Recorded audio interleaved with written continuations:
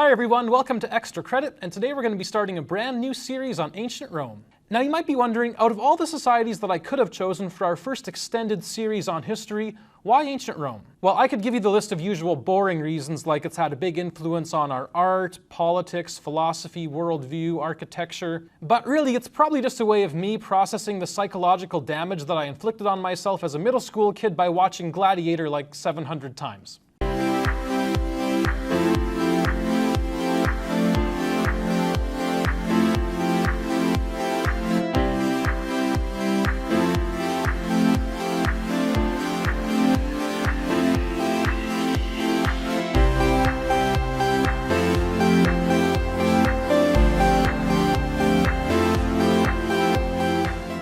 So one of the reasons historians spend so much time talking about ancient Rome is because it was arguably the most successful empire in all history. It wasn't necessarily the biggest, although it did stretch from Britain to Egypt, nor the longest lasting, although it did last for like 1,000 years in one form or another. But it's by far the most enduring, as we can tell by the fact that 1,500 years later, we're still surrounded by its influence. So this series is designed to give us an overview of Roman history from start to finish, so we can see some of the big ideas going on and talk about why it matters so much.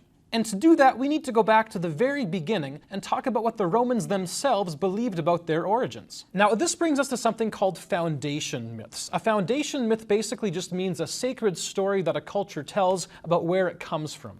Now, as the word myth implies, historians don't take these stories literally as if they really happened in history, but they're still really important to know about because they give us a ton of insight into what the Romans thought about themselves and their own worldview. And without that kind of understanding, we can't really get our heads around the Romans properly at all. So the foundation myths that the Romans told about themselves are complex and multifaceted, but like so many other things with ancient Rome, it all starts with ancient Greece. You see, the Romans loved Greek stuff, and they basically copied a whole ton of their mythology and just changed a few names around and called it their own. So it's a really good thing copyright wasn't invented yet, because the Romans would have got the pantsuit off of them. Just kidding, the Romans didn't wear pants. And when it comes to Greek myths, one of the most famous stories of all time is that of the Trojan War. What happens in a nutshell basically is that a wedding game goes really bad and then ends up in a 10-year-long war between the Trojans and the Greeks. And in the end, the Greeks use an ancient equivalent of a computer virus to basically hack into Troy and completely destroy it. But a few of the Trojans managed to escape, led by a hero named Aeneid, who happens to be the son of the goddess Aphrodite,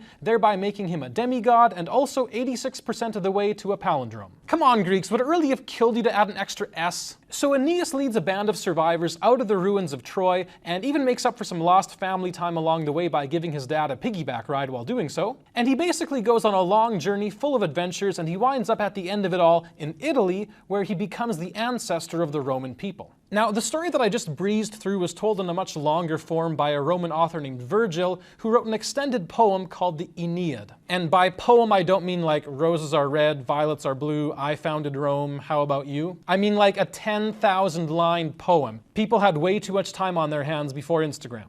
But even after the Aeneid ends, the myth itself goes on, because Aeneas has two descendants named Romulus and Remus, and they go on to play a pretty big role in Roman history. Now, Romulus and Remus were twin brothers who were best of friends, just like Cain and Abel. And just like their ancestor Aeneas was the son of the goddess Aphrodite, Romulus and Remus themselves are the son of the Roman war god Mars. Now, Mars wasn't exactly the world's greatest dad, so basically Romulus and Remus are left in the wilderness to care for themselves until they're picked up by a she-wolf who lets them drink her milk. But later on, the two brothers go on to found a city together, and as brothers tend to do, they got into an argument. Basically what happened was Romulus was building a wall, and Remus makes fun of his wall and says like, haha, anybody could jump over it, and then Remus does that to prove it, and then Romulus kills him. Yeah, that made the next family gathering pretty awkward. And now, as the surviving brother, Romulus gets to name the city after himself, and the rest, as they say, is history. Actually, from this point on, there's still a lot of pseudo-mythical stuff mixed in with the history, but we're gonna say it's mostly history from this point on. Now, like we said, the stories that we've just been discussing may be myths, but it doesn't mean that they're not important. You see, instead of seeing myths as untrue, we can actually think about myths as true, but in a way that's larger than life. They're a symbolic way of presenting ideas that can't be captured in historical fact. You see, these stories show us so much about what the Romans believed about themselves. Take for example the Aeneid, that poem about Aeneas, in which there's a line where Jupiter, the god of the Romans, says to them that he has granted the Romans imperium sine fine, which is a really cool Latin phrase that means empire without limit. I knew my university Latin course would come in handy somewhere. So even though this story is mythological, what it shows us is that by Virgil's time at the earliest, and probably even sooner, the Romans had come to believe that they had this sort of divine right to conquer the world, and that the endless expansion of their power was something that the gods had ordained for them. And on a different note, the story of Romulus and Remus shows the darker side of this kind of power. Although the brothers themselves are mythical, the idea of one person killing another in order to take over control of the city or the empire would play itself out in Roman history over and over again.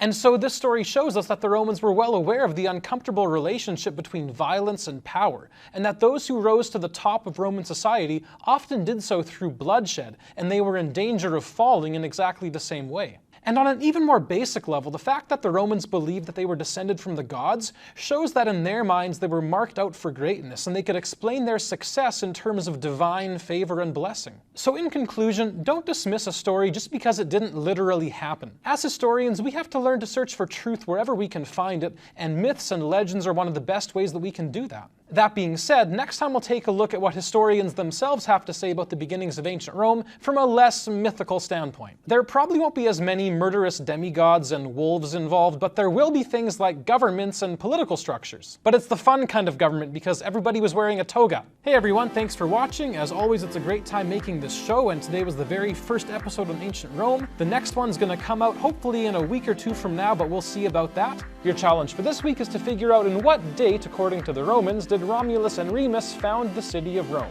In the meantime, have a great rest of the week, and we will see you next time.